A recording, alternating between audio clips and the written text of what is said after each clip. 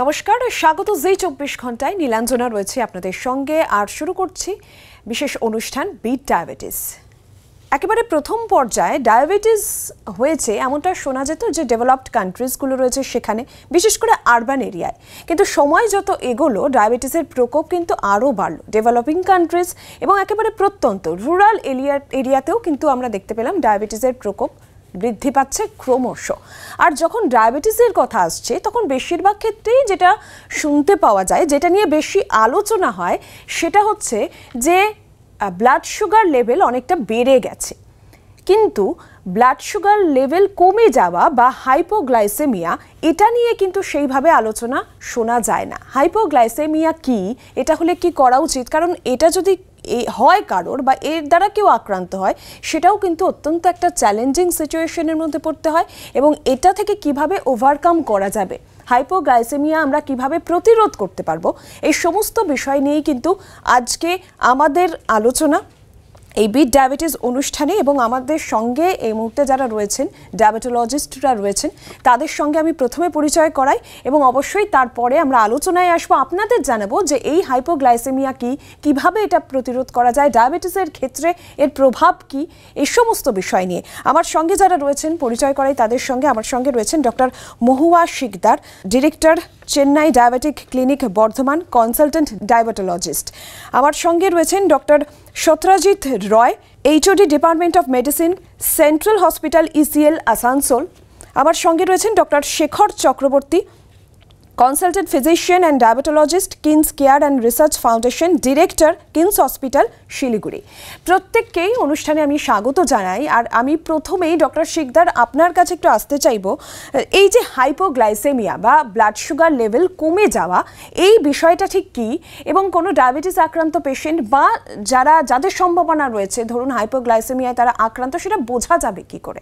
ব্লাডের মধ্যে ব্লাড সুগারের মাত্রাটা যখন 70 নিচে হয় সেটাকেই আমরা বলি হাইপোগ্লাইসেমিয়া বা লো ব্লাড সুগার। কিন্তু এটা কি করে জানবো? এটা তখনই জানবো কিছু কিছু সিমটমস এর মাধ্যমে, আর যদি আমরা ব্লাড টেস্ট করি তখন আমরা জানতে পারবো। ডক্টর রয়, যেটা জানতে চাইবো যে হাইপোগ্লাইসেমিয়া বা ব্লাড সুগার লেভেল কমে যাওয়া এটা ডায়াবেটিসের ক্ষেত্রে কিভাবে প্রভাব ফেলছে? হাইপোগ্লাইসেমিয়ার সিমটমসটা অধিকাংশ পেশেন্ট বুঝতেই পারে না। আইদার তারা একদম আমাদের কাছে আসে হসপিটালে অজ্ঞান অবস্থায়, অথবা কেউ কেউ বুঝতে পারে, তখন তারা একটা বুঝতে পারে যে তাদের একটা হাত পা কাঁপছে, একটা শেকিং টাইপ অফ বিহেভিয়ার হচ্ছে, খুব একটা মনে হচ্ছে যেন শরীরটা থরথর করে কাঁপছে, এই এই এই স্টেজে বুঝতে পারে। এবং হাইপোগ্লাইসেমিয়া একটা অত্যন্ত ডেঞ্জারাস কন্ডিশন, কারণ হাইপোগ্লাইসেমিয়া যদি সঠিক সময়ে আমরা ট্রিটমেন্ট না করতে পারি এর থেকে সাংঘাতিক রকম ক্ষতি হতে পারে। ডক্টর রয়ের কাছ থেকে আমরা কিছুটা তো আন্দাজ অবশ্যই পেলাম, আরও তথ্য জানবো। ডক্টর চক্রবর্তী, এই জায়গা থেকে আপনি যদি একটু ইলাবোরেটলি বলেন যে এই যে হাইপোগ্লাইসেমিয়া তার ঠিক সিমটমগুলো কি কি, কারণ ডক্টর রয় বলছিলেন যে অনেক ক্ষেত্রেই বোঝাই সম্ভব হয় না, যখন পেশেন্ট আসছেন তখন তিনি অত্যন্ত ক্রিটিক্যাল কন্ডিশনে রয়েছেন। অনেক সময় হাইপোগ্লাইসেমিয়া হয় যখন পেশেন্ট এসিমটমেটিক থাকে, পেশেন্ট বুঝতেই পারে না। এগুলো সাধারণত হয় যে যখন পেশেন্টের ক্রনিক হাইপোগ্লাইসেমিয়া বা হাইপোগ্লাইসেমিয়া আনঅ্যাওয়ারনেস তৈরি হয়, সেই সমস্ত এই কন্ডিশনগুলো খুবই ডেঞ্জারাস সিচুয়েশন। অন্যভাবে যে হাইপোগ্লাইসেমিয়া যখন হয় তখন পেশেন্ট অধিকাংশ সময় বুঝতে পারে। এটা হয় তার কারণ হচ্ছে যে যখন ব্লাড সুগারটা নেমে যায় তখন আমাদের শরীরের যে সিম্প্যাথেটিক নার্ভাস সিস্টেম সেটা অ্যাক্টিভেটেড হয়ে যায়, আর এইটা অ্যাক্টিভেটেড হলেই যত রকম সিমটমস তৈরি হয়, যেমন পেশেন্টের খুব বেশি খিদে পাওয়া, তার বুক ধড়ফড় করা, হাত পা কাঁপা, সে মনে হচ্ছে তার প্রচন্ড ঘাম হতে থাকে, কোনো কোনো পেশেন্টের হেডেক হতে থাকে, কোনো কোনো রোগীর এরকম হয় যে তার একটা কনফিউশনাল স্টেট তৈরি হয়, কারুর এরকম হয় যে গাড়ি চালাতে তার অসুবিধা হয় বা কোনো কিছুতে একটা কনসেন্ট্রেট করতে পারে না ঠিক মতো করে, সেই কাজটা করতে পারে না, একটা কোনো পার্টিকুলার যে ডিসিশন নেওয়া সেই ডিসিশনটা সে নিতে পারে না, কগনিশন ফেলিয়ার হয়, কাউকে ভালো করে চিনতে পারে না, বুঝতে পারে না সেই জিনিস। এবং তার পাশাপাশি কোনো কোনো সময় সে প্রচন্ড ড্রাউজি হয়ে যায় এবং বেশি ড্রাউজি হয়ে সে কোমায় চলে যেতে পারে, কখনো কখনো সিভিয়ার হাইপোগ্লাইসেমিয়া হয়ে কনভালশন হতে পারে। এবং সাডেন ডেথ। এতগুলো জিনিস ঘটনা ঘটতে পারে, যেহেতু কনভালশন, সাডেন ডেথ, হাইপোগ্লাইসিমিয়ার একটা ইম্পর্টেন্ট সিকুয়েন্স, মানে এটা থেকে হয়। সেই জন্য হাইপোগ্লাইসিমিয়ার সাইনস অ্যান্ড সিমটমস জানাটা অত্যন্ত জরুরি, কারণ পেশেন্ট বা তার বাড়ির লোকরা যদি এটাকে আইডেন্টিফাই না করতে পারে, তাহলে পেশেন্ট খুব ক্রিটিক্যাল সিচুয়েশনে চলে যেতে পারে, এবং সেই সময় পেশেন্টকে অনেক সময় ট্রিটমেন্টের বাইরেও পর্যন্ত চলে যায়। সাধারণত পেশেন্ট অল্প অবস্থাতে যদি আসে বা ইমিডিয়েট হাইপোগ্লাইসিমিয়া হয়েছে ডাক্তারের কাছে আসে, তাহলে ট্রিটমেন্ট করাটা ইজি হয় এবং পেশেন্ট রিকভার করে। ডক্টর শিকদার, যেমনটা ডক্টর চক্রবর্তীও বলছিলেন যে কি কি সিমটম রয়েছে বা এগুলো থেকে একটা পেশেন্টকে বোঝা যাবে সে হয়তো হাইপোগ্লাইসেমিয়া তার হচ্ছে। আমি এই জায়গা থেকে তার বাড়ির লোকেরও তো একটা সচেতনতার দরকার আছে, তো সেই জায়গা থেকে যে বাড়ির লোক তারা কিভাবে প্রথমেই যদি আন্দাজ করে নিতে পারেন যে পেশেন্ট এক্ষেত্রে এই কন্ডিশনের দিকে যাচ্ছে, সেইটা বোঝার উপায় কি?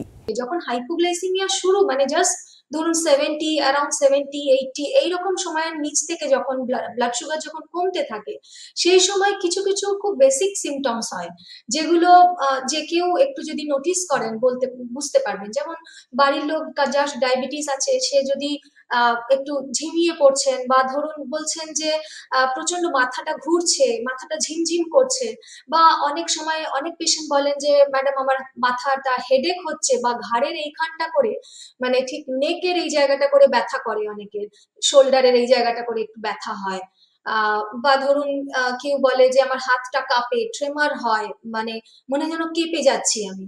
এগুলো খুব মানে খুব কমন সিমটমস। এগুলো থেকে বাড়ির লোকরা এগুলো যদি একটু দেখেন, যে একটু যদি অবজার্ভ করেন, নোটিস করেন যে পেশেন্ট মানে অলরেডি ভালো ছিলেন কিন্তু এরকম বিহেভ করছেন, একটু ব্যথা হচ্ছে, বা অনেকে হয় খুব খিটখিটে আচরণ করেন, খুব রেগে যাচ্ছেন, প্রচন্ড রেগে যাচ্ছেন, মানে ধরুন অনেকক্ষণ খাওয়াও হয়নি এবং প্রচন্ড রেগে যাচ্ছেন, সেক্ষেত্রে সেটা হাইপোগ্লাইসিমিয়া থেকে এটাও কিন্তু হয়, অনেক সময় প্রচন্ড চিৎকার চেঁচামেচি করছেন। তো এই সমস্ত জিনিসগুলোই কিন্তু বাড়ির লোকেরা যদি একটু সচেতন হন, একটু নজর দেন, একটু নোটিস করেন, এগুলো কিন্তু সহজেই ধরা যায়। আর সব থেকে বড় উপায় হচ্ছে হাইপোগ্লাইসিমিয়া যাতে না হয়, prevention is better than cure, আমরা সবসময় বলি। সেজন্য হাইপোগ্লাইসিমিয়াটাকে প্রিভেন্ট আমাদের করতে হবে। সেটা তখনই সম্ভব যখন আমরা নিয়মিত ডক্টরের কনসালটেশনে যাব। ডক্টর যদি যে টাইমে রিভিউ করতে বলবেন, সেই টাইমে অবশ্যই আপনারা রিভিউয়ে যাবেন, কারণ আমরা জানি যে আমাদের পেশেন্টদের তখন কি কি টেস্ট করার দরকার আছে। সেই সময় যদি হাইপোগ্লাইসিমিয়া সেই দিনে না হলেও আমরা HbA1c টেস্টের মাধ্যমেও অনেক সময় বুঝতে পারি যে এই পেশেন্ট হয়তো হাইপোগ্লাইসিমিয়া এনার হয়তো হচ্ছে। বা ধরুন রাতের দিকে ভীষণ, মানে যে কোনো সময় যদি ভীষণ ড্রাউজি ফিল হয়ে যাচ্ছে, পেশেন্ট প্রচন্ড ড্রাউজি হয়ে যাচ্ছেন, সেটাও কিন্তু একটা বড় সিমটমস। তো সেই জন্য বাড়ির লোকেরা কিন্তু, ফ্যামিলি মেম্বাররা কিন্তু একটা বড় রোল প্লে করবেন এই হাইপোগ্লাইসিমিয়াটাকে বোঝার জন্য। ডক্টর রয়, আপনার কাছে এবার যেটা জানতে চাইবো যে হাইপোগ্লাইসেমিয়া এবং হাইপারগ্লাইসেমিয়া এই দুটোর মধ্যে পার্থক্যটা কি? যখন কোনো লোকের ফাস্টিং ব্লাড সুগার 126-এর বেশি, 2 ঘন্টা 75 গ্রাম গ্লুকোজ খাওয়ার পর 200-র বেশি এবং HbA1c 6.5-এর বেশি থাকে, তখন আমরা তার বলি ব্লাড গ্লুকোজ, তার ডায়াবেটিস ডিটেক্টেড হয়েছে। এইবার রক্তে যখন ব্লাড গ্লুকোজের লেভেল এর থেকে বেশি বেড়ে যায়, থ্রেশহোল্ড, তখন আমরা সেটাকে বলি হাইপারগ্লাইসেমিয়া। হাইপারগ্লাইসেমিয়ার পেশেন্ট, আমি আবার আগেও বলেছি, বারবার আমাদের কাছে ইউজুয়ালি আসে যে তার তার মানে 3টে বেসিক সিমটমস থাকে। জল বেশি খেতে ইচ্ছে করছে, বারবার সে পেচ্ছাপ যাচ্ছে, বারবার বেশি করে খাবার খাচ্ছে, কেউ কেউ বলে ওজন কমে যাচ্ছে, কারোর শরীরে কোনো ঘা বা কেটে যাচ্ছে, শুকোচ্ছে না, কেউ কেউ বলে প্রাইভেট পার্টসে ইনফেকশন হচ্ছে, অনেকে বলে চোখের সামনে ব্লাড ভিশনস দেখছি। এই সবগুলোকে নিয়ে তারা প্রেজেন্ট করে। This is the mainly signs and symptoms of hyperglycaemia. এর বাইরেও অসংখ্য সাইন্স অ্যান্ড সিমটমস হচ্ছে হাইপারগ্লাইসেমিয়া। বাট হাইপোগ্লাইসেমিয়া মানে already doctor Sikdar, doctor Chakraborty discuss করলেন যে আমাদের ব্লাড সুগার লেভেল যখন কমে যাচ্ছে, তখন ইউজুয়ালি সব পেশেন্ট কিন্তু সিমটমসটা বুঝতেই পারে না। কিছু কিছু পেশেন্ট যারা বুঝতে পারে, তারা বুঝতে পারে যে একটা আনইজিনেস লাগছে, হাতটা দুটো কাঁপতে লাগছে, ট্রেমিং লাগছে, খিদে পেয়ে যাচ্ছে, একটা সোয়েটিং হচ্ছে, এবং কেউ কেউ যখন বুঝতে না পারে তারা তখন একদম আনকনসাস স্টেজে আমাদের কাছে হসপিটালে এসে পৌঁছচ্ছে, কনভালশন হচ্ছে, ইভেন হাইপোগ্লাইসেমিয়া থেকে আমরা ডেথও দেখতে পারি। এইটাই বেসিক্যালি হাইপারগ্লাইসেমিয়ার সঙ্গে হাইপোগ্লাইসেমিয়ার তফাৎ। ডক্টর চক্রবর্তী, এই জায়গা থেকে প্রিভেনশনের কথা যখন আসছে, কিভাবে বাঁচা সম্ভব, কিভাবে আটকানো সম্ভব হাইপোগ্লাইসেমিয়া? প্রিভেনশনের কতগুলো নির্দিষ্ট পদ্ধতি আছে, কারণ এগুলো পেশেন্টদের জানা খুবই জরুরি। প্রথম কথা হচ্ছে যে পেশেন্টকে নির্দিষ্ট টাইমে খাবার খেতে হবে, কারণ খাবার যদি ওষুধের সাথে ম্যাচ না করে, কারণ ওষুধ যখন আমরা খাই বা ইনসুলিন যখন নিই, তখন সেই ওষুধটার কাজ করাকে আর প্রিভেন্ট করা যায় না, সে কাজ করবেই। কিন্তু আমরা স্বতঃপ্রণোদিত হয়ে খাবারটাকে খেতে পারি বা বন্ধ করতে পারি, এটা আমাদের ক্ষমতা। সুতরাং একবার ওষুধ নিয়ে নিলে বা ইনসুলিন নিয়ে নিলে বা ওষুধ খেয়ে নিলে সে সামনের দিকে কাজ করবেই, এবং তার তুলনামূলক খাবার যদি আমাদের শরীরে না থাকে বা গ্লুকোজ যদি সার্কুলেশনে না থাকে, তাহলে ব্লাড সুগারটা ফল করে যাবে, সেটাই হাইপোগ্লাইসেমিয়া। সুতরাং পেশেন্টকে 3 থেকে 4 ঘন্টা পর পর খাবার খেতে হবে। আমি সাধারণত পেশেন্টদের বলি যে অন্তপক্ষে 5 বার দিনে খেতে হবে, তার মধ্যে মেজর মিল 3টে, টাইম সাধারণত সকাল 8টায়, 11টায়, দুপুর 2টোয়, সন্ধ্যে 6টায় এবং রাত 9টা থেকে 10টা। সুতরাং এই 5টা মিল, তার মধ্যে মেজর মিল হচ্ছে 3টে আর 2টো স্ন্যাক্স, এইটা খাওয়া অত্যন্ত জরুরি। কোনো পেশেন্ট যদি এইটা মেনটেন করে, তার হাইপোগ্লাইসেমিয়ার চান্স একদম মিনিমাম হয়। দ্বিতীয় কথা হচ্ছে যে এই খাবার টাইমটা মেনটেন করার সাথে সাথে ওষুধের টাইমটাও মেনটেন করা যায়। মানে আজকে যে ডাক্তারবাবু যে সময় যে ওষুধটা বলেছেন, যে সময় ইনসুলিনটা নিতে বলেছেন, যে সময় ওরাল হাইপোগ্লাইসেমিকটা খেতে বলেছেন, আগে না পরে, এইটা অত্যন্ত নিপুণভাবে এবং অত্যন্ত সতর্কতার সঙ্গে এইটা মেনটেন করা দরকার। কারণ খাবারের সাথে ওষুধের যদি মিসম্যাচিং হয়, তাহলে হাইপোগ্লাইসেমিয়া হয়। 3 নম্বর হচ্ছে পেশেন্টদের এক্সারসাইজ।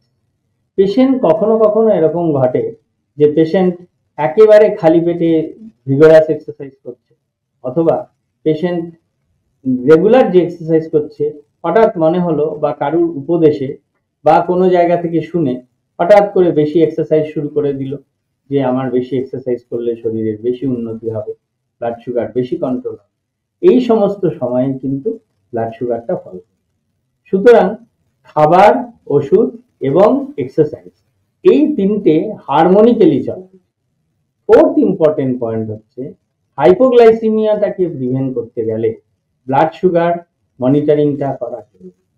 দিনে কোনো সময় দিনে একবার, কোনো সময় সপ্তাহে 1-2 বার, ডাক্তারবাবুরা যেরকম বলে দেবেন, কিন্তু মাসে অ্যাটলিস্ট একবার ব্লাড সুগার দেখাটা জরুরি।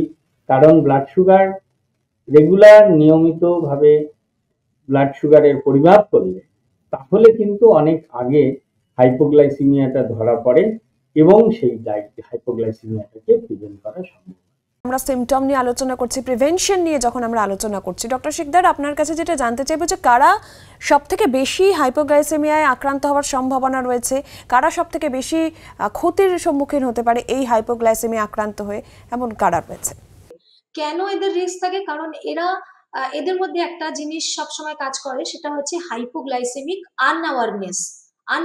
মানে তারা বুঝতে পারেন না, সিমটমসটা তারা পারসিভ করতে পারেন না। সে কারণে হাইপোগ্লাইসেমিয়া হয়তো হচ্ছে, অনেকক্ষণ ধরেই হচ্ছে, কিন্তু ওনারা কিছুই বুঝতে পারেন না। তাদের জন্য এটা খুবই ডেঞ্জারাস হয়। আরেকটা জিনিস হয়, যারা ছোট বাচ্চাদের কিন্তু ব্রেন সবসময় ডেভেলপমেন্ট জরুরি। ছোট বাচ্চাদের ক্ষেত্রে যদি আমাদের শরীরে গ্লুকোজের মাত্রা অনেক কমে যায়, ব্রেন যদি ঠিকঠাক গ্লুকোজ না পায়, তাহলে কিন্তু ব্রেনের ডেভেলপমেন্টটা আটকে যাবে, ব্রেনের ডেভেলপমেন্ট ঠিকভাবে হবে না। সেই জন্য ছোট বাচ্চাদের ক্ষেত্রে হাইপোগ্লাইসেমিয়া হওয়াটা প্রচন্ড মারাত্মক জিনিস। কোনো একটা ছোট বাচ্চা, ধরুন টাইপ 1 ডায়াবেটিস আছে, তার যদি রিপিটেড ক্রনিক্যালি তার হাইপোগ্লাইসেমিয়া হয়েই যাচ্ছে এবং কেউ ওটা বুঝতে পারছে না, বাচ্চাও বলতে পারছে না হয়তো, বা ডক্টরের কাছে তারা ভিজিটও প্রপার টাইমে যাচ্ছে না করতে, তবে কিন্তু এটা তার ব্রেনের ডেভেলপমেন্টের ক্ষেত্রেও অনেকটা ডেঞ্জারাস হতে পারে। সেই জন্য আমরা সবসময় বলি যে অবশ্যই ডক্টরের কনসালটেশন একটা রেগুলার ইন্টারভ্যালে আপনারা করে যেতে থাকবেন। যারা মেইনলি ইনসুলিন নিচ্ছেন যারা বাচ্চা ছেলে বা বাচ্চা মেয়েরা সুগারে আক্রান্ত হচ্ছে তারা, এবং যারা এল্ডারলি পপুলেশন, এবং যাদের ডিউরেশন অফ ডায়াবেটিসটা অনেক অনেক বেশি, মানে ধরুন প্রায় 15 বছর 20 বছর ধরে ডায়াবেটিস আছে। আমি এই জায়গা থেকে আরেকটুখানি যদি এই বিষয়টায় একটুখানি আরও একটু ব্যাখ্যা আমি শুনতে চাইবো ডক্টর রয় আপনার কাছ থেকে, যে এই যে হাইপোগ্লাইসেমিয়া, কেউ যদি হাইপোগ্লাইসেমিয়ায় একের বেশি বার আক্রান্ত হয়, ডক্টর শিকদার বাচ্চাদের কথা বলছিলেন, বড়রাও যদি তারা যদি একের বেশি বার আক্রান্ত হয় তাহলে তার কতটা প্রভাব বা সেটা কতটা ক্ষতিকর? বারবার মানে হাইপোগ্লাইসেমিয়া হচ্ছে, তার মানে তার কারণের অন্যতম কারণ হচ্ছে হাইপোগ্লাইসেমিক আনঅ্যাওয়ারনেস হচ্ছে, অর্থাৎ তার যে হাইপোগ্লাইসেমিয়া হচ্ছে সেটাকে কিন্তু আর্লি ডিটেক্ট করতে পারছে না। অর্থাৎ যখন সেটা ডিটেক্ট করতে পারছে না, সেটা যে কোনো সময় তার ফেটাল হাইপোগ্লাইসেমিয়ায় চলে গেল, অর্থাৎ সিভিয়ার হাইপোগ্লাইসেমিয়ায় চলে গেল এবং হাইপোগ্লাইসেমিক কোমা পর্যন্ত তার হয়ে যেতে পারে। সব সময় বলি যে আপনি অন্তত দিনে একবার আপনার সুগারটাকে দেখবেন সম্ভব হলে, এবং তার একটা নির্দিষ্ট লগারিদমের আকারে আমরা দেখি, সেই সুগারটাকে আমরা দেখতে বলি, যাতে এই হাইপোগ্লাইসেমিয়া আনঅ্যাওয়ারনেসটাকে প্রিভেন্ট করা যায়। এবং আলটিমেটলি বারবার এই হাইপোগ্লাইসেমিয়া হলে আপনি যেটা জানতে চাইছেন, তাদের মধ্যে একটাই অবস্থা তৈরি হয়, সেটা কনফিউজিং স্টেটে চলে যায়, সে হাইপোগ্লাইসেমিয়াটাকে সঠিক সময় ডিটেক্ট করতে পারছে না। এখানে একটা গুরুত্বপূর্ণ রোল পেশেন্ট পার্টিরও থাকে, তাদেরকেও আমরা শিখিয়ে দিই যে এই পেশেন্ট দীর্ঘদিন ধরে ডায়াবেটিস আছে, আইদার ওএইচএ পাচ্ছে অথবা ইনসুলিন পাচ্ছে বা দুটোর কম্বিনেশন পাচ্ছে। সুতরাং these are the science and symptoms of hypoglycaemia, যেটার হলে আপনারা এই স্টেপগুলো নেবেন। ডক্টর চক্রবর্তী, এই জায়গা থেকে আমি আপনার কাছেও যে বিষয়টা জানতে চাইবো যে হাইপোগ্লাইসেমিয়া যদি হয় কারোর, একেবারে প্রথমেই যদি কেউ সেটা বুঝতে পারে তাহলে তখনই কি ডাক্তারের পরামর্শ নেওয়া উচিত, না একটা নির্দিষ্ট ফেজ বা এই সময় বিষয়টা পৌঁছালে তবেই ডাক্তারের পরামর্শ নেওয়া উচিত, নাহলে নিজেরা এটা টেক কেয়ার করা যেতে পারে? সিভিয়ার হাইপোগ্লাইসেমিয়া যদি হয় তখন তাকে অবশ্যই ডাক্তারের কাছে যেতে হবে। কিন্তু মাইল্ড হাইপোগ্লাইসেমিয়াতে সাধারণত কি হয় যে এখানে পেশেন্ট খুব তাড়াতাড়ি রিকভার করতে পারে, কারণ তখন পেশেন্টের নিজস্ব ক্ষমতা থাকে তাকে ঠিক করার, বা আশেপাশে যারা রয়েছেন তারাও যদি সম্পর্কে ব্যাপারটা অবহিত হন যে কি হচ্ছে, সেটাকে সহজেই সেটা কিন্তু কারেক্ট করা সম্ভব। সাধারণত কি হয়, পেশেন্ট যদি কোনো এমন ধরনের কিছুটা glucose solution 10 to 15 gram glucose জলের মধ্যে গুলে, বা কোনো সুগার ক্যান্ডি যদি থাকে সেই সুগার ক্যান্ডি যদি সে খেয়ে নেয়, অথবা হাতের কাছে যদি ইভেন মিষ্টিও থাকে, কিছু একটা থাকে, বা যদি কিছুও না পাওয়া যায় অন্তপক্ষে যদি চিনিও থাকে তাও জলে গুলে যদি খেয়ে নেয়, তাহলেও পর্যন্ত কিছুটা পেশেন্ট রিকভার করে যেতে পারে। এইটা হচ্ছে কি মাইল্ড হাইপোগ্লাইসেমিয়া। কিন্তু যদি এরকম হয় যে পেশেন্টের বারবার করে হাইপোগ্লাইসেমিয়া বা পেশেন্টের কোনো সিভিয়ার হাইপোগ্লাইসেমিয়া হয়ে গেছে, যেখানে পেশেন্ট অজ্ঞান হয়ে গেছে, কোমাটোজ পেশেন্ট, আনকনশিয়াস হয়ে গেছে, কনভালশন হচ্ছে পেশেন্টের, এই পেশেন্টদের কিন্তু বাড়িতে ম্যানেজ করা যায়, তাদেরকে ইমিডিয়েট ডাক্তারের কাছে নিয়ে যাওয়া দরকার, প্রয়োজনে তাকে হাসপাতালে ভর্তি করা জরুরি, এবং দরকার পড়লে আইসিইউতে ভর্তি করে তাকে ম্যানেজ করতে হবে। আমরা একদম অনুষ্ঠানের শেষ পর্যায়ে পৌঁছে গেছি। আমি একদম ছোট করে একটু ডক্টর শিকদারের কাছে একটা বিষয় জানতে চাইবো। আমরা বারবার করে আলোচনার মধ্যে এটা আনছি যে হাইপোগ্লাইসেমিয়া হলে অনেক ক্ষেত্রেই বোঝাটা সম্ভব হচ্ছে না যার হচ্ছে বা যিনি আক্রান্ত হচ্ছেন। আমি এই জায়গা থেকে একটু জানতে চাইবো যে অনেক ক্ষেত্রে তো এমনও হয় যে হাইপোগ্লাইসেমিয়া বা মানে ব্লাড সুগার লেভেল কমে যাওয়া বা ব্লাড সুগার লেভেল বেড়ে যাওয়া, দুটো ক্ষেত্রে সিমটমস অনেকটা একই রকম হয়, তখন কি করার? এটা কনফার্ম করার একটাই উপায়, সেটা হচ্ছে বাড়িতে যদি কোনো সুগার মনিটর করার মেশিন থাকে, বাড়ির ফ্যামিলি মেম্বাররা কিন্তু এটা কিন্তু চট করেই টেস্ট করে দেখে নিতে পারেন যে এটা লো সুগার কিনা।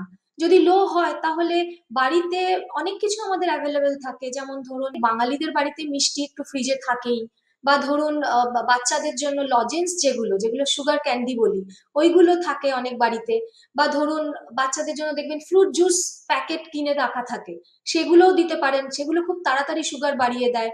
বা যারা ডায়াবেটিক পেশেন্টস অনেকদিন ধরে ইনসুলিন নিচ্ছেন, তাদের বাড়িতে অনেক সময় না গ্লুকোজ ট্যাবলেট রাখা থাকে, ডক্টররা আমরাই প্রেসক্রাইব করে দিই গ্লুকোজ ট্যাবলেট রাখতে, তো সেরকম গ্লুকোজ ট্যাবলেট একটা দিয়ে দেওয়া যেতে পারে। তো এই সমস্ত ফাস্ট অ্যাক্টিং গ্লুকোজ, যেগুলো মানে তাড়াতাড়ি গ্লুকোজ বাড়িয়ে দেয় ব্লাডে, সেইগুলো একটু বাড়িতে রাখলে সেগুলো থেকে কিছু না থাকলে চিনি দিয়ে জল গুলে আপনি বাড়ির লোকেরা ওটা হেল্প করতে পারেন। তো জানার একমাত্রই উপায় হচ্ছে মনিটর করা। এবং যখন একবার মনিটর করলেন, মনিটর করে সুগারটা কম দেখলেন, তারপরে একটা আপনারা ফার্স্ট এডের মতন এটা জিনিসটা করলেন বাড়িতে, কিন্তু তারপরে কিন্তু বসে থাকলে হবে না। ইমিডিয়েট আপনার কনসাল্টিং ডক্টরকে এই খবরটা দিতে হবে যে স্যার বা ম্যাডাম আমাদের এরকম হচ্ছে, তাহলে আমরা কি করব, নেক্সট ডোজটা আমরা কি করব, বা নেক্সট ইনসুলিন ডোজটা কমাবো না কিভাবে কতটা কমাবো। ইমিডিয়েট কিন্তু ডক্টরের সঙ্গে আপনাকে কনসাল্ট করতে হবে, আগে নিজেরা ফার্স্ট এড দিয়ে দেবেন, তাহলে ফিউচারে লো সুগার তো হবেই না, হাই সুগার হওয়ারও চান্স নেই। অনেক সময় এই জায়গাটায় অনেক পেশেন্টরা ভুল করে বসেন, মানে নিজেরা ওষুধ কমিয়ে নেন, ইনসুলিনের ডোজ কমিয়ে নেন, ডক্টরকে জানান না। তাতে করে কি হয়, যখন আবার আমাদের কাছে রিভিউ 3 মাস পরে যখন আসছেন, তখন ভেরি হাই ব্লাড সুগার, খুব ব্লাড সুগার তখন অনেক বেশি হয়ে যায়। কিন্তু এটা করবেন না, একটা যেটা নিজেরা ইমিডিয়েট রিকভারি হয়ে যাওয়ার পরে ইমিডিয়েট আপনারা ডক্টরের সঙ্গে কনসাল্ট অবশ্যই করবেন।